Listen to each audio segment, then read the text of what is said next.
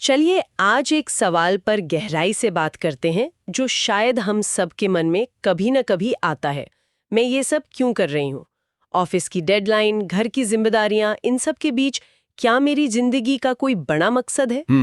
आज हमारे पास Hector Garcia और फ्रांसिस्क मिरालिस की किताब Ikigai, the Japanese secret to a long and happy life से जुड़े कुछ दिलचस्प अंश हैं। और ये किताब इसी सवाल का जवाब देने की कोशिश करती है, लेकिन एक जापानी नजरिए से।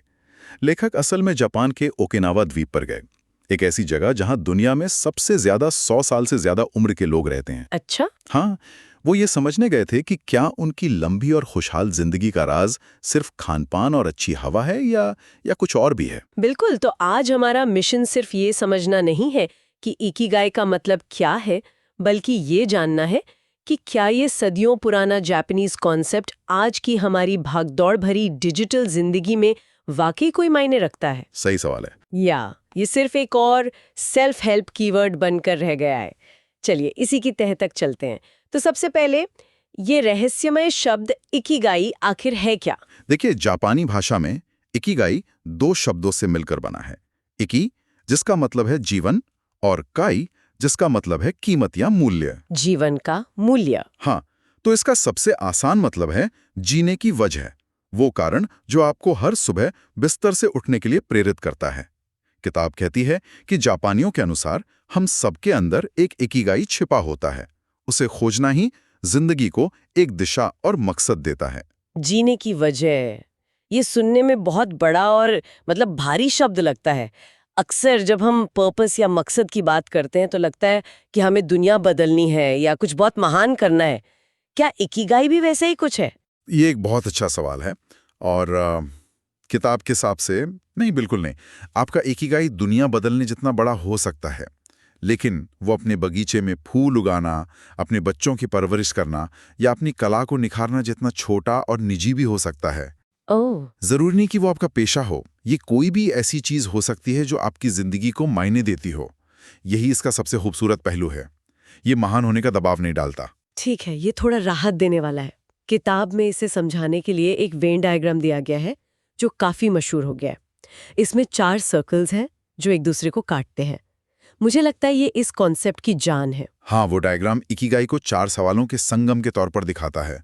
पहला सवाल है, आप किस चीज से प्यार करते हैं?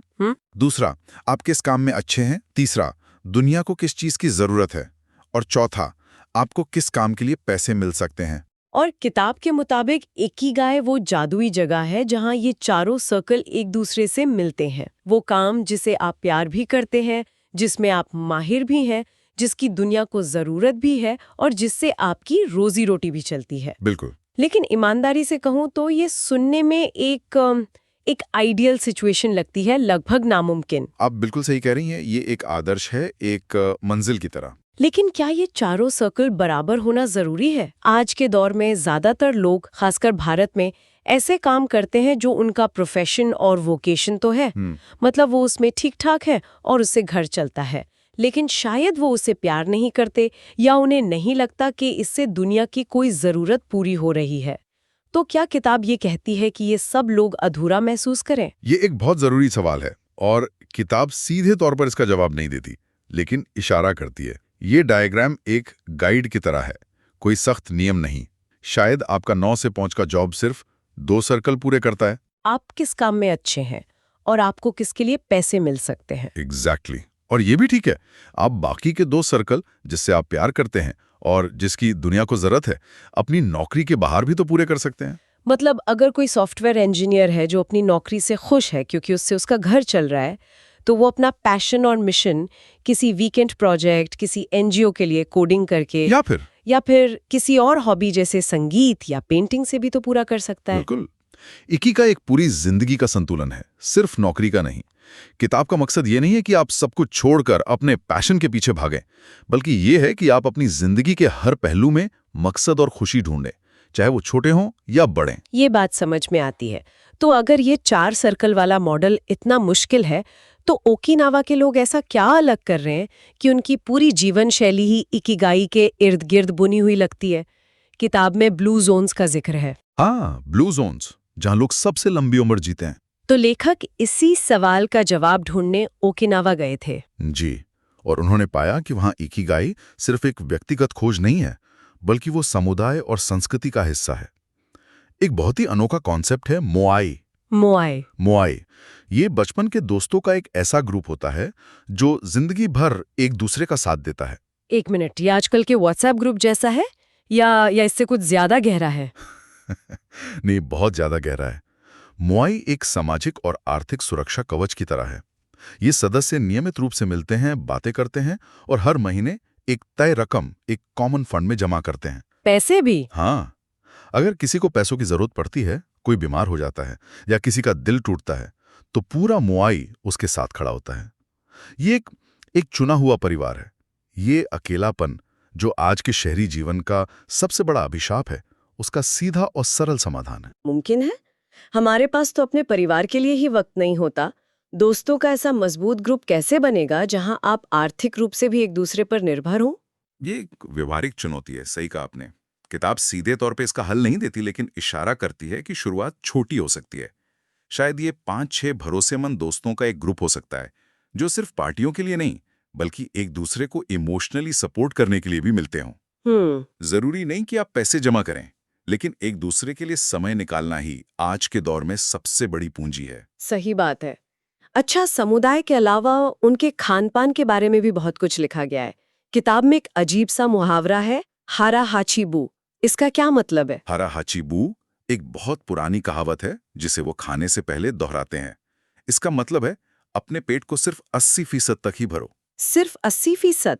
हाँ, यह ज्यादा खाने से बचने का एक बहुत ही सरल लेकिन असरदार तरीका है। सुनने में तो आसान लगता है, पर असल में करना बहुत मुश्किल है, खासकर जब खाना स्वादिष्ट हो। और भारतीय घरों में तो माँ तब तक खाना खिलाती हैं जब तक आप मना न कर दें। हाँ, ये हमारी संस्कृति से थोड़ा अलग है। किताब का नजरिया वैज्ञानिक है। वो बताते हैं कि हमारे पेट से दिमाग तक ये सिग्नल पहुंचने में करीब 20 मिनट लगते हैं कि पेट भर गया है। अच्छा। और जब तक हमें ये एहसास होता है, हम अक्सर जरूरत से 20% ज्यादा खा चुके होते हैं। तो हारा हाचीबू का मतलब है कि जैसे ही आपको लगे कि आपका पेट लगभग भर गया है, आप खाना बंद कर दें। छोटी प्लेटों में खाना भी इसका एक तरीका हो सकता है। हाँ, ये दिलचस्प है। और उनकी डाइट में बहुत सारी सब्जियां, टोफू, शकरकंद। लेकिन सबसे हैरान करने वाली बात जो किताब में लिखी है, वो ये है कि ओकिनावा के लोग कभी रिटायर नहीं होते। ये कैसे मुमकिन है? काम करते रहना तो थका देता है। ऐसा क्या है उनके काम करने के तरीके में जो उन्हें ऊर्जा देता है, खत्म नहीं करता? आपने बिल्कुल सही नस पकड़ी है, और इसका जवाब फ्लो के कॉन्सेप्ट में छिपा है। जापानी भाषा में रिटायरमेंट के लिए वैसा कोई शब्द ही नहीं है जैसा अंग्रेजी में है, जिसका मतलब होता है कामकाज पूरी तरह छोड़ देना। मतलब रिटायर जैसा कोई शब्द ही नहीं है? उस सेंस में नहीं। वो उस काम को करते रहते हैं जो उनका इकिगाई है, जब तक उनका शरीर इजाजत दे। और वो थकते इसलिए नहीं है क्योंकि वो अपने काम में फ्लो की अवस्था को पा लेते हैं। फ्लो, ये शब्द मैंने सुना है। ये मनोवैज्ञानिक मिहाई चिक्सिंट-मिहाई का आइडिया है ना? बिल्कुल। फ्लो वो मानसिक अवस्था है जब आप किसी काम में इतने गहरे डूब जाते हैं कि आपको समय का, भूख प्यास का, यहां तक कि अपनी जात का भी एहसास नहीं रहता। आप और आपका काम एक हो जाते हैं। ये वो पल होता है जब चुनौती और आपकी काबिलियत के बीच एक सटीक संतुलन होता है। काम ना तो इतना आसान होता है कि आप बोर हो जाएं, और ना ही इतना मुश्किल कि आप घबरा जाएं। जब मैं इस फ्लो के बारे में सोचती हूँ, तो मुझे याद आता है कि बचपन में मैं घंटों तक बिना किसी चीज की परवाह किए कॉमिक्स बनाती थी। समय कहाँ जाता था पता ही नहीं चलता था। शायद हम सबके पास ऐसी कोई फ्लो वाली याद होती है जिसे हम बड़े होते होते भूल जाते हैं। बिल्कुल। और किताब का यही मैसेज है कि उस एहसास को दोबारा खोजना ही इकिगाई की तरफ पहला कदम हो सकता है। किताब में सुशी मास्टर ज़ीरो ओनो का उदाहरण है, जो 90 की उम्र में भी हर दिन बेहतर सुशी बनाने की कोशिश करते हैं, या स्टूडियो गिबली के डायरेक्टर हयाओ मियाज़ाकी। हाँ, उनकी फिल्में तो कमाल की होती हैं। जो अपने काम में इतने खो जाते हैं कि रविवार को भी स्टूडियो में काम करते हुए पाए जाते हैं। लेकिन ये तो महान लोगों की बातें हैं। एक आम इंसान जो शायद अपनी नौकरी से नफरत करता है, वो फ्लो कैसे महसूस कर सकता है? इसके लिए किताब माइक्रो फ्लो का कॉन्सेप्ट देती है। मतलब आप रोजमर्रा के उबाऊ कामों में भी फ्लो खोज सकते हैं। जैसे कि? जैसे बर्तन धोते समय आप खुद को चुनौती दे सकते हैं कि आज मैं इन्हें और कुशलता से और जल्दी कैसे कर सकता हूं। या एक्सेल शीट बनाते समय आप उसे और बेहतर तरीके से ऑर्गेनाइज करने पर ध्यान केंद्रित कर सकते हैं। ये छोटे छोटे पल जब आप किसी काम पर पूरा ध्यान लगाते हैं, आपको वर्तमान में ले आते हैं और एक संतुष्टि देते हैं। ये तो बहुत गहरी बात है। लेकिन जिंदगी हमेशा फ्लो में नहीं चलती। मुश्किलें आती हैं, असफलता मिलती है, चीजें हमारे मन मुताबिक नहीं होती। तो ऐसे में इकिगाई या फ्लो आपकी कैसे मदद कर सकते हैं? यहीं पर रिजिलियंस यानी लचीलेपन का कॉन्सेप्ट आता है।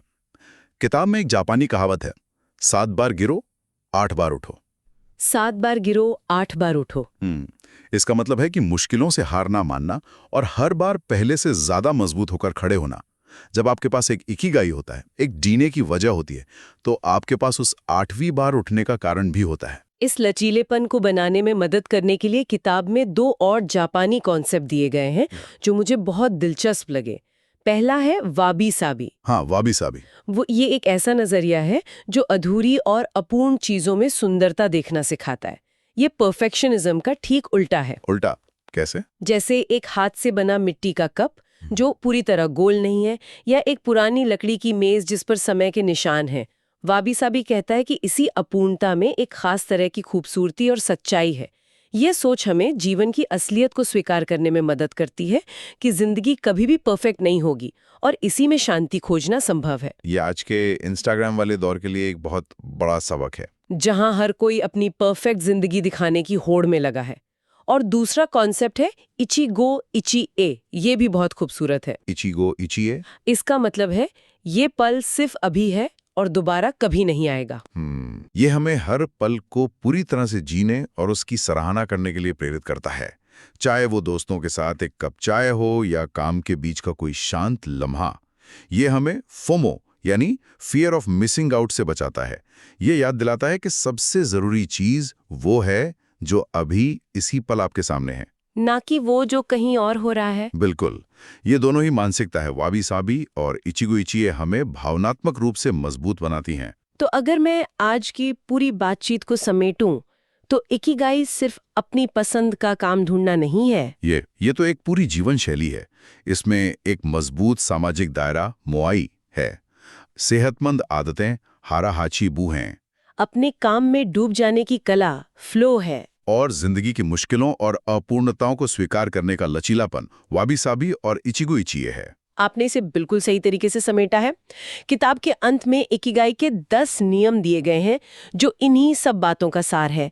जैसे हमेशा एक्टिव रहें, रिटायर ना हो, जल्दबाजी न करें, आराम से जिएं, प्रकृति से दोबारा जुड़े, मुस्कुराएं। और सबसे जरूरी, अपने इकिगाई को खोजते रहें और उसे फॉलो करें। ये कोई एक दिन में मिलने वाली चीज नहीं है, ये एक जिंदगी भर का सफर है। ये सब कुछ सुनने में बहुत सरल लगता है और शायद यही इसकी सबसे बड़ी चुनौती और इसका राज भी है। हम अक्सर बड़े और जटिल जवाबों की तलाश में रहते हैं, जबकि खुशहाल जिंदगी के राज शायद ऐसी ही छोटी छोटी साधारण आदतों में छिपे हैं। बिल्कुल। किताब कहती है कि हमारी सहज बुद्धि और हमारी जिज्ञासा यानी क्यूरियोसिटी हमारे इकिगाई को खोजने के लिए एक पावरफुल कंपास की तरह है। हमें बस उन्हें सुनना है, उन्हें दबाना नहीं है। तो इसी सोच के साथ आज की इस गहरी बातचीत को समाप्त करते हैं। किताब का सार ये है कि जवाब हमारे अंदर ही है। तो सुनने वालों के लिए एक सवाल छोड़ जाते हैं। ऐसी कौन सी छोटी सी चीज है जिसे करने में आपको समय का पता नहीं चलता था, लेकिन अब उसे करने का वक्त ही नहीं मिलता? कोई पुराना शौक, कोई अधूरी कला या किसी से कोई गहरी बातचीत। क्या पता आपका इकिगाई वहीं कहीं धूल फांक रहा हो, आपके वापस आने का इंतजार करते हुए। आप देख रहे हैं बुक्स वॉइस स्टूडियो, ज्ञान की आवाज। लाइक और सब्सक्राइब करना ना भूलें।